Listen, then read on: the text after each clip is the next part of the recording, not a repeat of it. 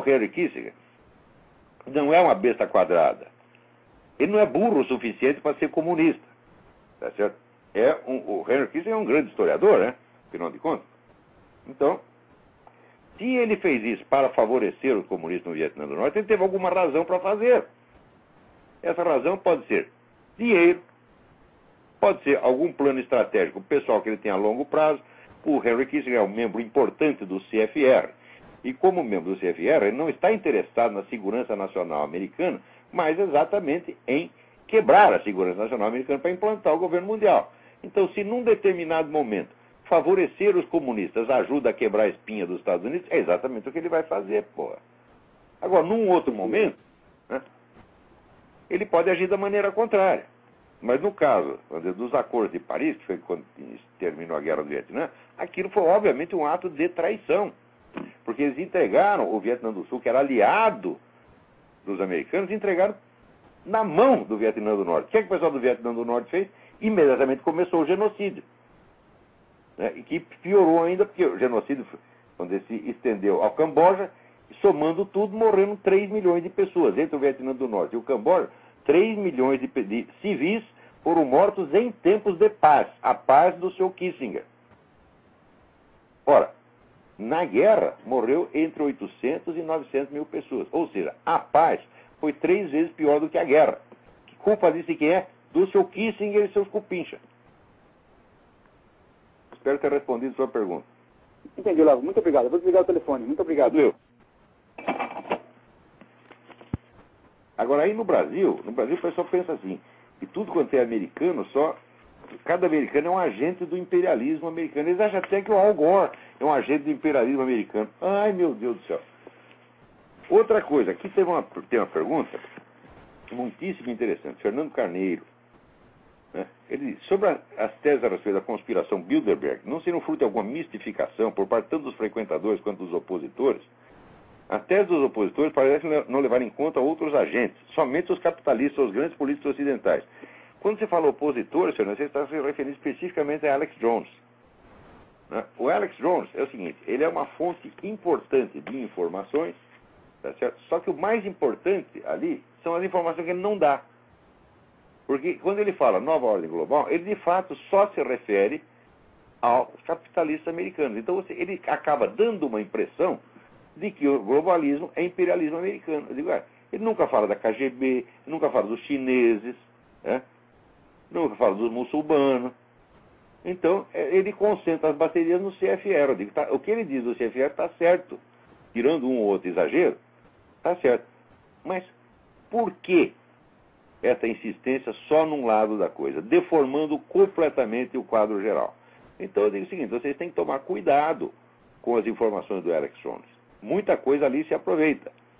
Quer dizer, mas não é uma coisa que você possa, assim, não é uma fonte realmente idônea. Tá vendo? Eu considero uma fonte importante, mas não totalmente idônea. Daí ele diz, outras coisas, outro problema, o governo mundial. Não estaríamos subestimando as possíveis dissidências e disputas em torno dele, mas sem sombra de dúvida, Fernando, mas é exatamente isso que eu estou falando. A nova ordem global se compõe de 3 forças independentes que, na maior parte dos casos, estão aliadas, agem em conjunto para atingir um fim que é bom para os 3, que é a criação do governo mundial. Esses grupos são, primeiro, essa turma do Bilderberg, CFR, etc. Então vamos chamar isso de globalismo ocidental. Tá certo? Segundo, o movimento comunista, que é tão poderoso e tão rico quanto essa gente, não se iludam. A KGB tem mais dinheiro do que todos eles somados. Por quê? O orçamento da KGB, minha gente, era ilimitado e secreto. Nem o parlamento soviético podia saber quanto dinheiro a KGB gastou. Né?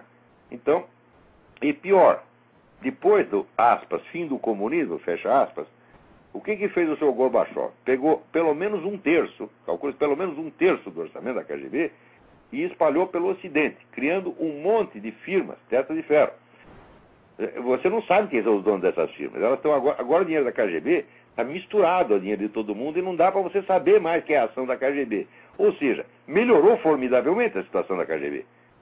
Quer dizer, você tem uma imensa lavagem de dinheiro no mundo. Por exemplo, eu vou dizer para você, aí no Brasil. No Brasil, vocês são trouxas. O pessoal fica celebrando. investimento estrangeiro está chegando. Olha que coisa maravilhosa. Eles agora, o Brasil está prosperando. Olha, esse dinheiro, quer dizer, grande parte é, vamos dizer, firmas espanholas. Essas firmas espanholas são todas controladas por russos. Todas. Porque a Espanha não tem dinheiro, meus filhos.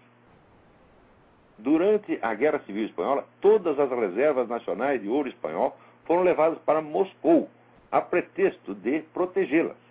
Os espanhóis nunca mais viram isso. Então, quando você vê uma firma espanhola gigantesca, é dinheiro da KGB. Então, tem investimento russo, investimento chinês e investimento espanhol que é russo. E é isso que vai dominar o Brasil daqui a pouco. E o pessoal achando que, prova, o nosso capitalismo está crescendo. Meu Deus do céu. A compreensão que esse pessoal tem de comunismo e capitalismo é tão primária, mas tão primária, faz coisa de criança. Eles acham, se o sujeito é comunista, ele não vai ter uma firma capitalista, né? Se o cara é comunista, então ele só quer saber de propriedade estatal. Eu digo, mas meu Deus do céu, nunca foi assim e nunca pode ser assim.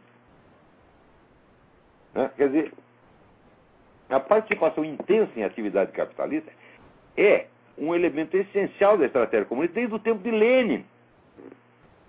Outra coisa, você não pensa que o sujeito é comunista, ele vai tomar o poder, no dia seguinte ele vai estatizar tudo, só se for louco. Karl Marx dizia que a transformação do capitalismo em comunismo é um processo lento, metódico, que pode durar séculos. Séculos! Agora, é evidente que onde quer que o comunista tome o poder, ele vai aumentar o poder do Estado. Mas nem sempre encampando coisas. Na maior parte dos casos é por meios indiretos, através de legislações fiscais e controles estatais. Ora, vocês têm que ler, tem um livro que vocês precisam ler. É escrito por um sujeito chamado Karl Wittfogel. Karl Wittfogel foi um dos pioneiros da escola de Frankfurt.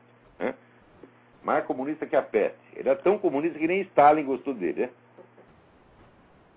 Então, o Wittfogel morou na China há muito tempo e escreveu um estudo chamado O Despotismo Oriental.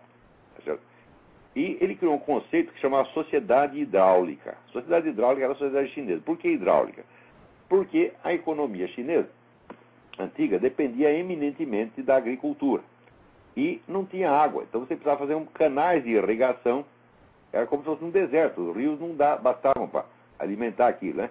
Você tinha enormes regiões agrícolas onde a água não chegava. Então você tinha que criar um sistema de irrigação abrangendo praticamente todo o território nacional. Nenhum investidor tinha dinheiro suficiente para fazer isso, só o Estado. Por quê? O Estado sempre tem dinheiro, porque quando ele não tem dinheiro, ele toma. Por que imposto se chama imposto, meu filho? Porque é imposto. O governo impõe aquilo a você, não é uma coisa que você paga porque quer. Então, o Estado sempre tem a quantidade de dinheiro que ele quiser. Então, por isso, o grande investidor do sistema de irrigação era o governo. E o sistema de irrigação abrangia todo o território chinês e implicava obras tão complexas. E, em geral, por onde passava aquele canal de irrigação, as cidades inteiras estavam envolvidas naquela obra. Tá certo? E toda a economia local dependia daquilo, não apenas os agricultores, tá certo? Mas o comércio, as pequenas indústrias, tudo vivia em torno do sistema de irrigação, ou seja, em torno da economia estatal. Isso quer dizer o seguinte, o governo não era proprietário de nada, ele só era proprietário do sistema de irrigação, mas através do sistema de irrigação ele controlava o país inteiro e se tornava mais forte do que a sociedade chinesa inteira. Então a sociedade não podia ter iniciativa nenhuma. Tá certo? O sistema que os caras estão montando no mundo, que estão montando no Brasil, é igualzinho à sociedade hidráulica chinesa. Não por causa do sistema de irrigação, tá certo? Mas por causa, vamos dizer, de grandes obras públicas, grandes empreendimentos estatais, que acabam se tornando o centro da economia e fazendo que tudo mais gire em torno daquilo. Nessa situação, por que o governo vai encampar as firmas? Note bem, aqui você tem uma fábrica, né, de qualquer coisa, fábrica de camisinha, né? Se o governo encampar, tá certo? E a firma for à falência, é o governo que perde. Né? Agora, se a firma permanece na mão do capitalista, mas está sob controle do governo, e a empresa se ferra, então, o empresário se ferra e o governo sai ganhando. Então, para que encampar tudo? Faz tempo que os comunistas já entenderam isso. Você tem que deixar o capitalismo funcionando, mas submetido à máquina estatal.